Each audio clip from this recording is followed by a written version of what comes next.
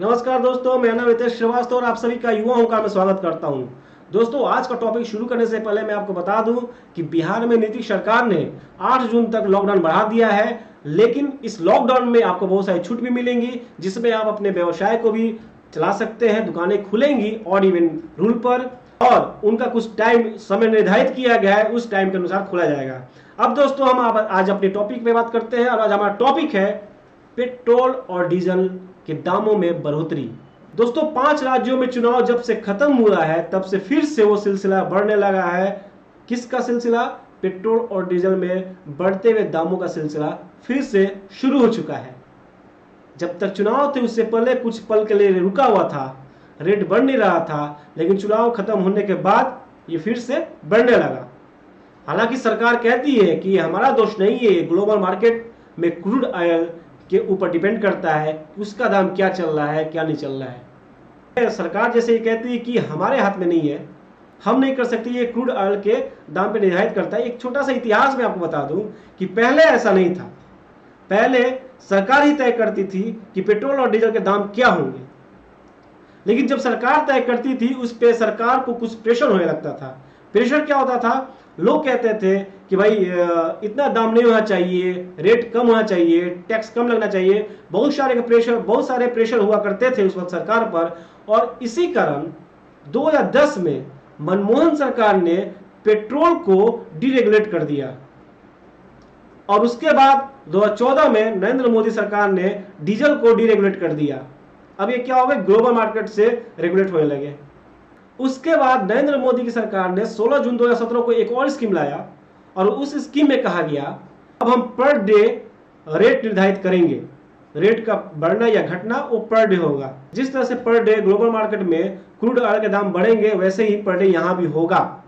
ऐसा क्योंकि वो सिस्टम यह था कि महीने की पहली तारीख और 16 तारीख को रेट निर्धारित होता था या चेंजिंग होता था रेटों में पेट्रोल और डीजल के। उसको लेकर सरकार ने कहा कि पर डे होगा। अब पर डे जो वहां पर होता है ग्लोबल मार्केट में, उसका इफेक्ट यहां भी पड़ेगा। तो दोस्तों, हर चीज को ग्लोबल मार्केट पे छोड़ दिया गया है।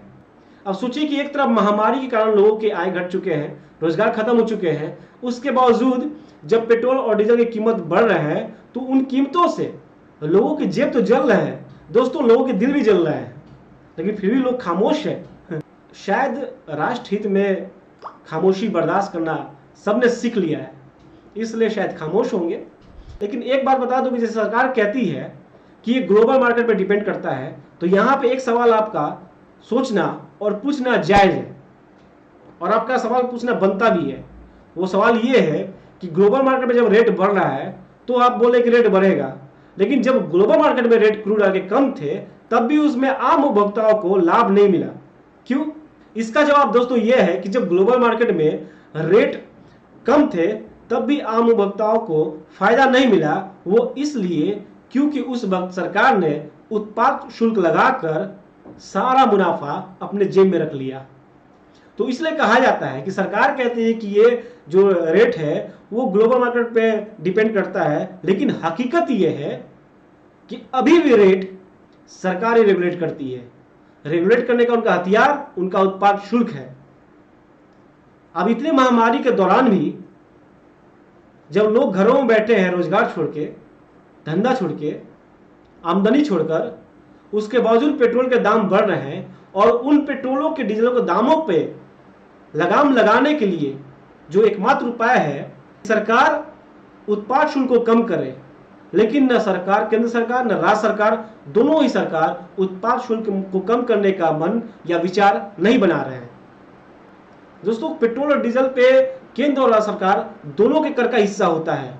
मौजूदा समय में पेट्रोल पर केंद्र और राज्य सरकार का 63% हिस्सा कर का है, 63%, और डीजल पर 60% हिस्सा कर का है, राज्य और केंद्र सरकार का। अगर ये थोड़ा बहुत कम करे तो शायद आम उपभोक्ताओं को थोड़ा राहत मिल सके। दोस्तों, यही समय था जब 2014 से पहले जब रेट 70 रुपये होते थे, 65 रुपये होते थे, याद कीजिएगा, तब सारा विपक्ष सड़कों पे था। और आज 100 रुपया है तब भी लोग चुपचाप खामोशी से तेल भरवा रहे हैं। ऐसा लगता था कि उस वक्त जब विपक्ष सड़कों पर होता था तब उनके अंदर सोचने की, समझने की शक्ति थी, बोलने की आजादी थी और वो बोलते थे। अब ऐसा लग रहा है कि 100 रुपए भी हो गया पेट्रोल, तब लोगों की सोचने समझने की शक्ति खत्म हो गई है और उनकी बोलने की आजादी को भी छीन लिया गया है या दबाया जा रहा है। इसलिए डर के मारे बोल नहीं रहे हैं और खामोशी से 100 रुपए का पेट्रोल भरवा रहे हैं। अब देखा जाए तो मई महीने में ही दर्जनों बार पेट्रोल के दामों में वृद्धि की गई है। तो दोस्तों जरा सोचिएगा कि एक तरफ सरकार उत्पाद शुल्क कम नहीं कर रहे हैं और दूसरी तरफ लोग खामोशी से तेल भरवा रहे हैं। गलती कहां हो रही है, सोचकर आप कमेंट कीजिएगा। तब तक के लिए नमस्कार। कल फिर मैं एक टॉपिक के साथ मिलूंगा। जय हिंद।